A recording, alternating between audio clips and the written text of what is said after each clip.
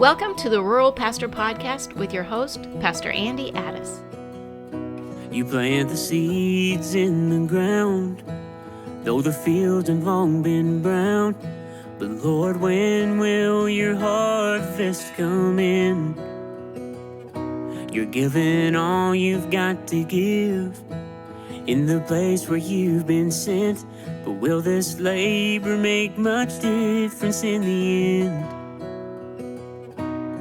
Will no one ever know? Sometimes you feel so all alone. Like the prophet Jeremiah, you may be the one to go to the dying and the broken with a message of hope. To that church on the corner of that forgotten little town, with a room of empty pews where his love can still be found.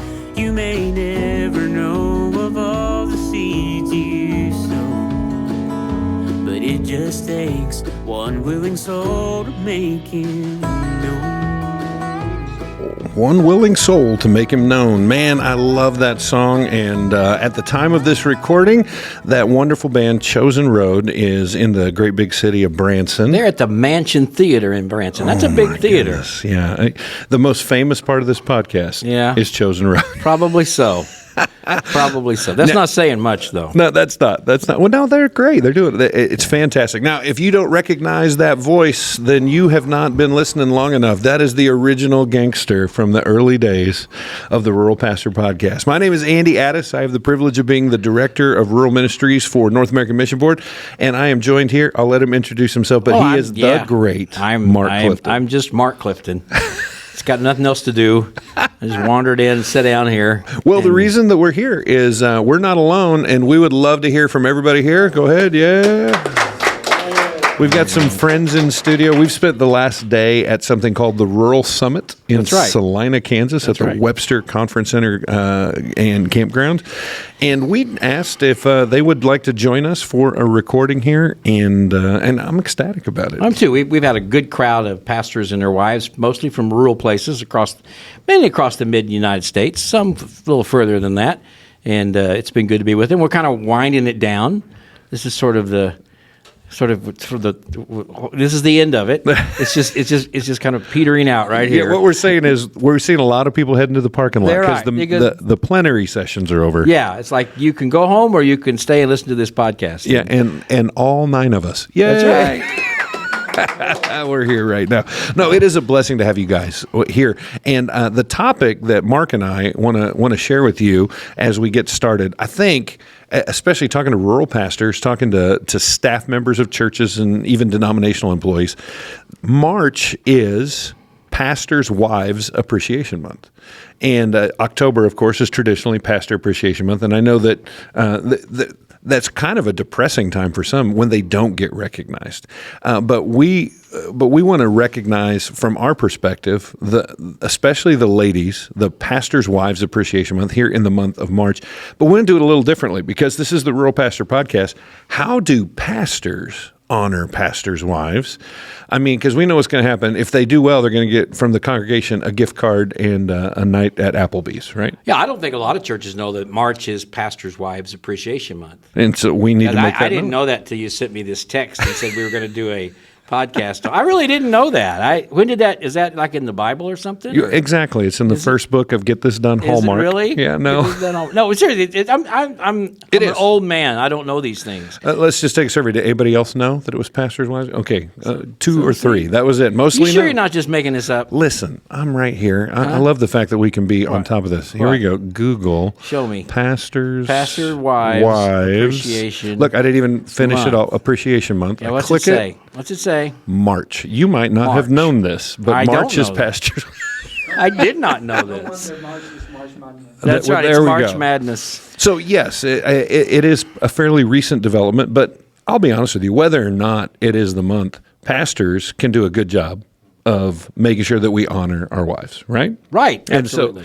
so instead of talking about gift cards or a pat on the back or a cake in the foyer saying congratulations to you, how do pastors do a good job of appreciating their wives? Now, you might be thinking, this is the world's worst scenario. You have two old guys talking Very very old. talking about pastors' wives. But this list has been curated by my wife. Well, she made the list. Well, we went through this list together, and then I'll very specifically point out what she has added of her own accord. Okay. I'm anxious to hear the list. So here's the first one. I've got 1, 2, 3, 4, 5, 6. Let's just respond to these and whether or not, well, just hoping that we can honor our wives. The first one is this.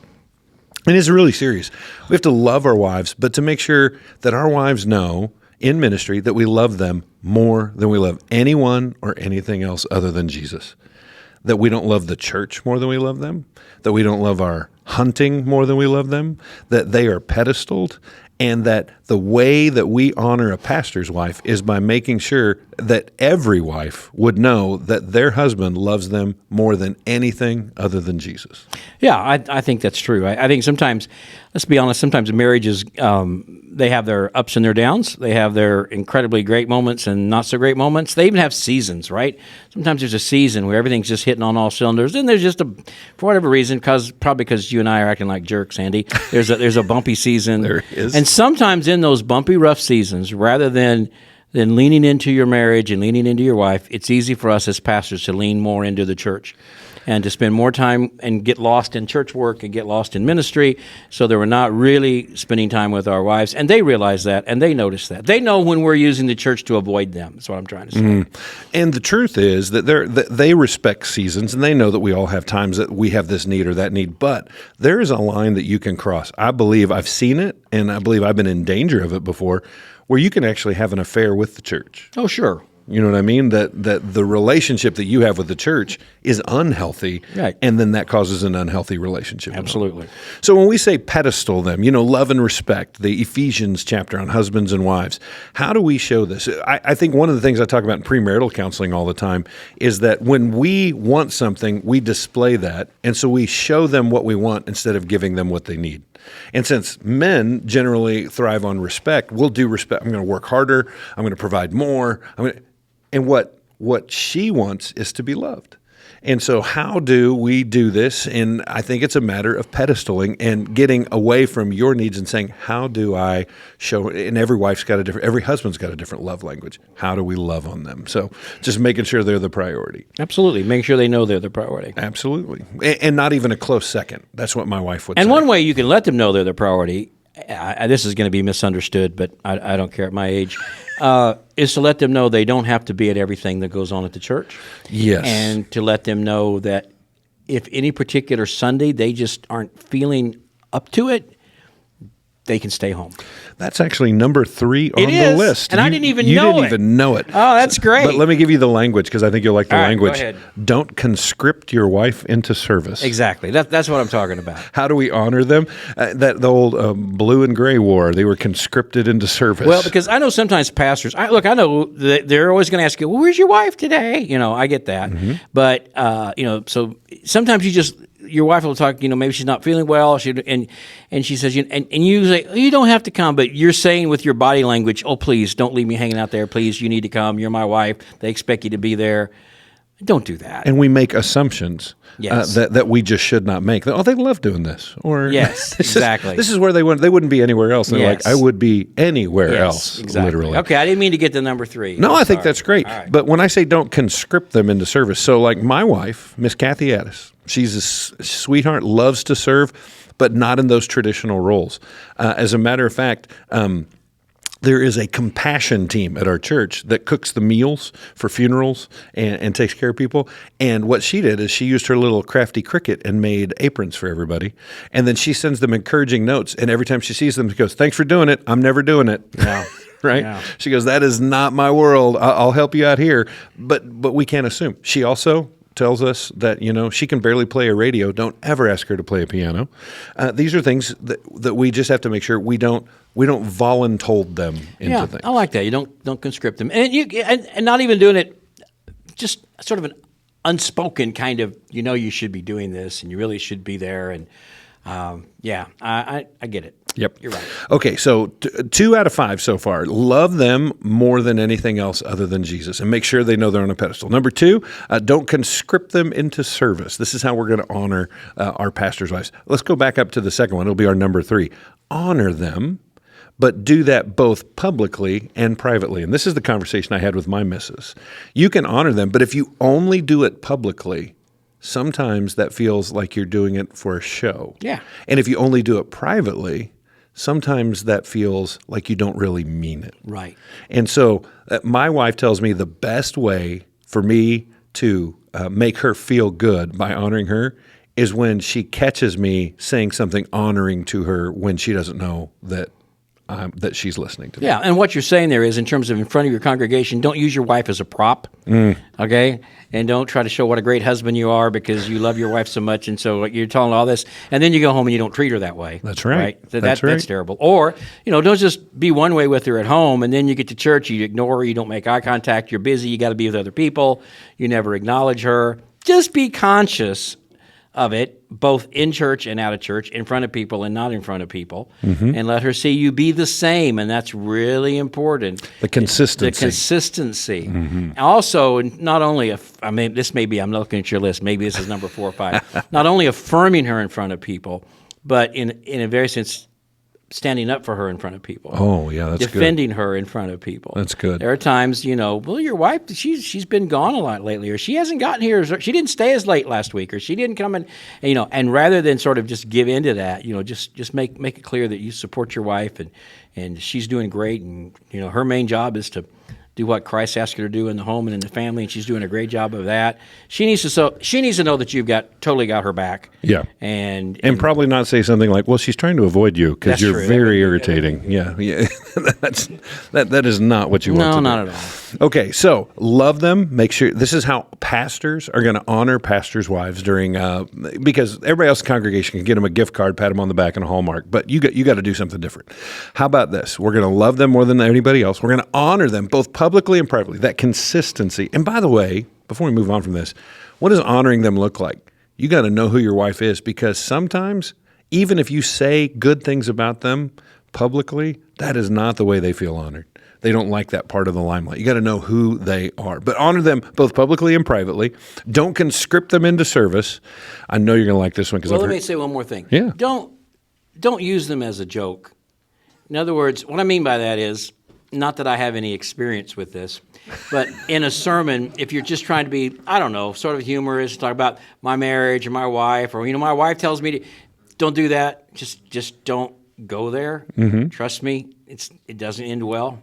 When you say something like, my wife said I preached too long last week, don't do that.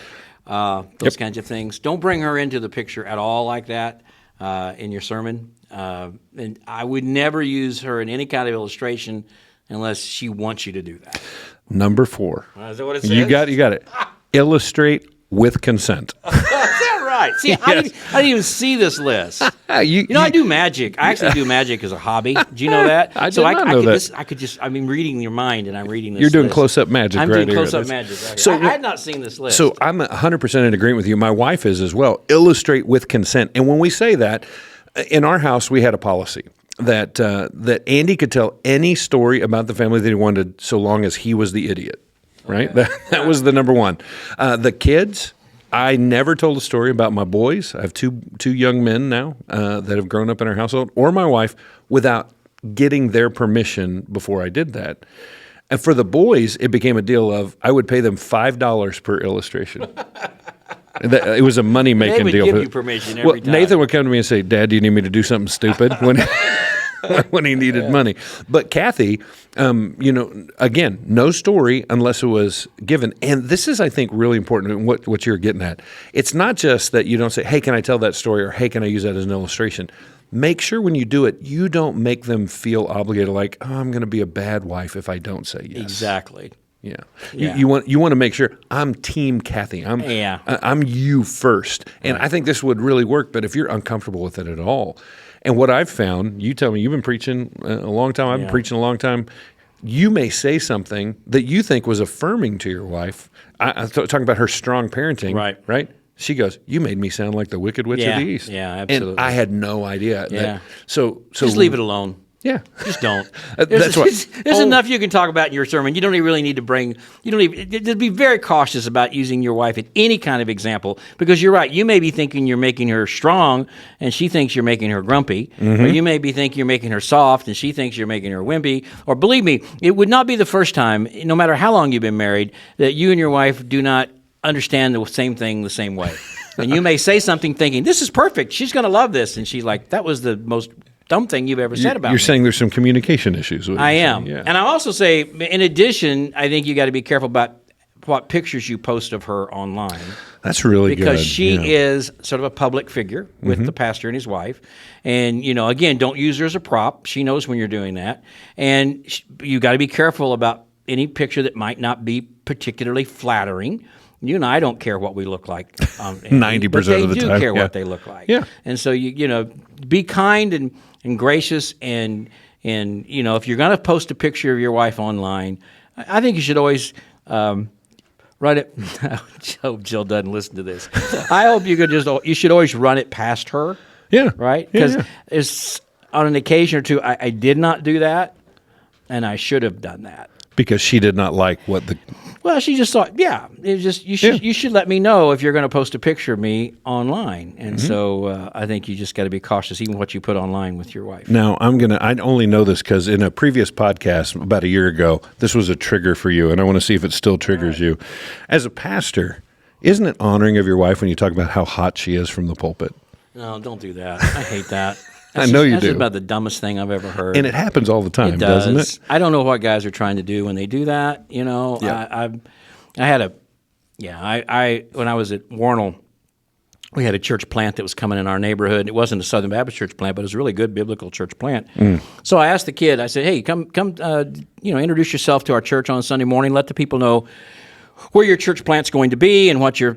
And he's, "I'll be glad to." We're a great young man. So he comes, and of course I got a bunch of elderly people in this Warnell. We haven't quite replanted yet. And he gets up there and he says, "My name is so-and-so, and man, I've been blessed with some great ministry and salvation. And, God blessed me with the hottest wife you could ever imagine." And I'm thinking, it's just great. awkward. I want to come preach after you say something like that. It's just awkward, but the problem with saying that is, it kind of... It uses the world's language to describe the value and the worth of a woman, right? And you've got, what do you do if you've got some ladies out there who don't particularly feel like they look like that? Right. And the whole thing is just dumb. So You're reinforcing the values of a secular culture. Yeah, and what happens, and I know what he means. I'm sure he means no matter who she is, she's hot to him, I guess, is what she means, but what he means. But it's just dumb. Yeah, so it's basically watch that especially from the pulpit, watch the things that you're saying, the things that you're posting, all those kind of things. Because, again, to refresh, we are trying to honor our wives as pastors during Pastor Wives Appreciation Month. Okay, so love them more than anyone other than Jesus, more than anything other than Jesus. Honor them, both publicly and privately. Don't conscript them into some kind of service. Illustrate with consent. This one's going to take a little bit of explaining, but remember her too. Meaning that pastors will say, "I need a break." And pastors will say, "I need a sabbatical." Or pastors say, "I just got to have a day off." And if your wife is stay at home, homeschooling kids, working part-time, when you take that day off, guess who else needs a day off? Guess who else needs to enjoy that break? It's not just you. I know you're weary, but you know what? You had to preach yesterday. Do you know what's harder than you preaching? Is her listening to you on the 30th year of doing that. And so we need to remember her too. So every time you as a pastor go, "Boy, I need a break. I need some time. I need to get away." We need to remember that our partner in life, the one God has given us, that she needs to be included in that too. Absolutely. And I think sometimes you need to sit down on a regular basis with your wife, and you need to say, "Now, let's remember, what exactly are you doing at church?" Because sometimes they add things you don't know about. People have asked her to do things. And just every now and then do an inventory of what are you doing at church? And then just say, what of these things would you really rather not be doing right now? And then help her find ways, and you support her in helping her uncouple from some things she doesn't need to be doing. Because even without you knowing it, people have probably added some things to her plate, right? And so you just need every now and then to come along and say, listen, let's pick 2 or 3 things. And I'm very passionate about this. Just because she's your wife doesn't mean, as you say, conscripted, doesn't mean she needs to be serving in places she's not finding joy and not finding fulfillment. That's right. And if your wife is not finding joy and fulfillment in serving in some, then please give her permission and help remove her from those places so that she's only serving in those things that are meaningful to her, that God's called her to do. And not only encourage her to do that, but maybe as the pastor, take the bullet for her. That's what I mean. Exactly. Be the one that says, we cannot. I've told my wife she can't do this. She would love to keep doing this, ladies, but I've told her. I've asked her to not do this. I shouldn't say I've told her. That's true. I don't know how to word that. I've been married a long time. I still don't know how to word any of this stuff. I really don't. So I think you're doing okay. By the way, let's talk. How long have you been married? 30 years, 40 years. Yeah. How long have you been married? I've been married 30 years. You got to be really? Yeah. It's been good. Have yours all been good? Ours have been. I like it when somebody says. I love it when people say, been married for 45 years. There's been a lot of ups and downs. Like, well, yeah, you don't need to say that. I mean, basically, it's all been great. So, well, ours will be 30 this summer. We're actually taking a cruise. We're going to fly. Where are you cruising to? Okay, now let me just tell you, I'm going to commit now. Actually, my travel agent's in the room here. The Branson Bell across Table Rock, is that your cruise? We're flying to London. And we're going to do some C.S. Lewis stuff a couple days before we get on a British Isles cruise. Wonderful. We've been saving for this. It's going to be so much fun. And now there is no turning back because I just went public with it all. You did? Does she know? Oh, yeah. She's ecstatic. Oh, okay. Half the fun for her is getting ready. Okay, let's talk about something else, though, about just one more thing. And, it's pretty common, but we got to think about it. I think every week you need to date your wife. Mm-hmm. So every week, pick an evening or a noon, and in your rhythms things, you talk about this. If you don't work morning, noon, and night, if you're a pastor, if you're gonna work Wednesday night, then take off Wednesday afternoon or Wednesday morning, right? 100%. And you can date your wife if a Wednesday morning or whatever. But every week, spend a specific time one-on-one with her, and then ask her what's going on in her life. If she likes to quilt, if she likes to garden, if she likes hockey, learn those things. And then when you're with her on that date, engage her in those conversations. Talk about things she likes to talk about. If you take her on a date and all you do is talk about your problems at church, don't do that. You can talk about Jesus all you want, but not church 2.0. Not church work, right? Home should be home. So date your wife once a week. If you can, get away once a month. If you can, find some place. If you can leave the kids with somebody, you can spend the night alone. You can go camping once a month. That would be really great. And I believe that principle of I'm gonna test Zach, who's one of our community pastors here, and see if we can do this. So just remember, we got a live audience here, so I'm testing him. The pastor has a date night. What night is date night? Do you know?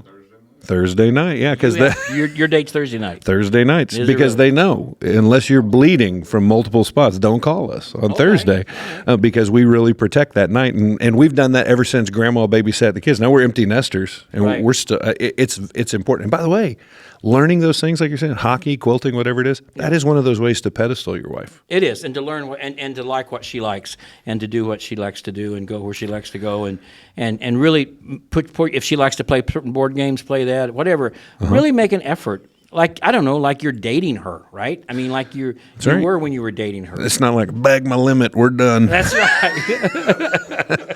No, we're still in this. So we got years to go, miles to go before we sleep. Okay, so we're almost there. I have one last one. It's not going to take a lot of discussion, to be honest with you, because here's how this went. I came up with a rudimentary list, and I handed it on my phone to Kathy, and I said, hey, fix this. And she's like, okay, this needs to be this. And that's where all the nuances of this came from. She handed it back to me and go, okay, that's good. Can we talk about this? She goes, oh, wait. She grabbed it, and she typed one more. And this is totally Kathy. This wasn't on my list at all. It just says chocolate. That's all it says. So that's her love language. She wants some chocolate. Find your wife's love language. This is kind of strange, but my wife's really. There's an article that came out. I read it recently. Something about find a man that brings you bananas. Now I know that seems weird. But bananas don't last very long, right? Right. And my wife, she eats bananas a lot, every morning and everything. And so if I'm out at the store, if I'm someplace and I see some relatively fresh-looking bananas, I always buy them and bring them home. So there's always fresh bananas in our kitchen. And she really does appreciate that. because that's something you have to do every couple of days because they'll kind of go bad. Yeah. I know this sounds kind of crazy, but chocolate, but she appreciates bananas. Yeah, and it's not even about the bananas, right? It's about like he knows what I want. Right. And here's another thing you can do. We got a little vase, and you can pick up roses at the grocery store really cheap. Just do that. And this thing where a lot of times, just always have a vase with some roses, 2 or 3 in the kitchen or in the bedroom, and don't tell her about it. Just keep them fresh. And if they go bad, you throw them out and bring some new ones in. Little things like that. That just Man, that's overboard. That's good stuff right there. Yeah, I know. That's a Romeo move. You know how? Let me tell you how we got. You want to how I got? We have enough time for this? Yes, we do. Go ahead. Whatever. People can. You can all turn off if you want to, but if the rest of you, my proposal. I didn't know how. Dan Hurst is on my podcast. By the way, I have another podcast. This is the real one, but I have a second. No. This we're glad you're a guest, but Revitalize and Replay. You got to check that one out. Dan Hurst is on. He's one of my co-hosts on Revitalize and Replay. So I was getting ready to ask Jill to marry me, right? And I didn't really know whether she'd say yes or not. I know she was going to break up with me, but it's not one of those things where that you've shot for the ring. It's just a matter of when you're going to ask. No. I had this was going to be a surprise to some degree, and so I was going to ask her on her birthday, which was February the 19th. Right around Valentine's Day. So what I did, I went and picked out a ring, and I picked out some earrings. This is a true story. And in my right pocket was the earrings, and in my left pocket was the engagement ring. I'm feeling where we're going here. And I was just going to see how the evening went. And if it wasn't like, no, I don't think this is the right time, then it was just going to be the earrings and the birthday, right? Mm-hmm. So I asked Dan what to do, and we thought about whole kinds of different situations, and so we came up with this. There's a fancy restaurant we went to in Topeka. Not that there's that many fancy restaurants in Topeka, Kansas. But I went early, and I took a big vase with 13 roses, 12 red ones and 1 white one. And so what I did, I told the waitress there that day, I said, when we come in here to eat, I want you to bring out the vase, just empty the vase, just empty vase on the table. And then every time you come to ask us for what we want to drink, for our order, do we want more drinks? Every time you come out, I want you to bring another rose. Just keep bringing another rose, right? And bring out 12 roses. And then when you bring out the 12th one, I want you to say, is there anything else you want? And if I say, no, that's good, I said, then for goodness sakes, don't bring out the last rose, okay? Okay. But if I say, yeah, I think we might want to look at a dessert menu or something, I said, then bring out the last rose, because the last rose would have a note on it that says, will you marry me? And so... and that's how that went down? And that's how that went down. So it was a good night. We you a got good the eye white rose. contact, and I'm thinking, okay, this is my best chance right here. That's like like a precursor to The Bachelor. I guess that was a long time ago. And so, sure, and of course, all the wait staff's watching to see if they're going to bring out the white rose. Yeah. And so they brought it out, and she saw the white rose, and she looked at the card, and it said, "Will you marry me?" Was it emotional response? Yes. For her? And she said, "Well, of course I will." And so, I took the earrings back and got my money. You didn't give her the earrings? No, I gave her the earrings too. All right. Wow. So wow. We're good. I was just thinking maybe she didn't know that part of it. If she hears this, so that's it. So, okay, so my wife and I proposed to her on Christmas Eve in front of all of her family, which would have sounded romantic, except it was preceded by me asking probably 36 times, if I asked you to marry me, what would you say? And the first time she was really excited, and then it got less until finally the last time she's like, if you ask me again, the answer is going to be no. So I'm like, all right, I will ask for certain this next time. And that's how that went down. Well, this has been really good. I hope that we've enjoyed this. What we're trying to do is just kickstart the heart of some pastors for this month that we're celebrating pastors' wives. That we need to celebrate them in a different way. Love them like we love no one else. Honor them publicly and privately. Don't conscript them, making assumptions about what they're willing to do. Always illustrate with consent. Remember her too in all your needs. She has those very same needs for breaks and rest and remembrance. And then chocolate-covered bananas. Yeah, chocolate-covered bananas. That'll work. Man, thank you so much, Mark, for spending some time with us. It is absolutely a joy to have you back here when you get a break from the other podcast. Well, thank you. And we're going to do some stuff later this year where you're going to be on ours. We're going to cross-pollinate. Cross-pollinate. It'll be great. And thank you, everybody here. Yay! We're so glad that you were joining with us. It's been a blast, and thanks for being a part of the Rural Summit. We'll see you all again real soon on another edition of the Rural Pastor Podcast. Like the prophet Jeremiah, you may be the one to go to the dying and the broken. message of hope to that church on the corner of that forgotten little town, with a room of empty pews where his love can still be found. You may never know of all the seeds you sow, but it just takes one willing soul to make him know. Thank you for joining us on the Rural Pastor Podcast. Special thanks to Chosen Road for our incredible theme music and to 180 Digital for their corporate sponsorship and making all the technical things possible. Rural Church Leader, we want to remind you that your work is important, that you are important, and that you are not alone. See you again soon for another edition of the Rural Pastor Podcast.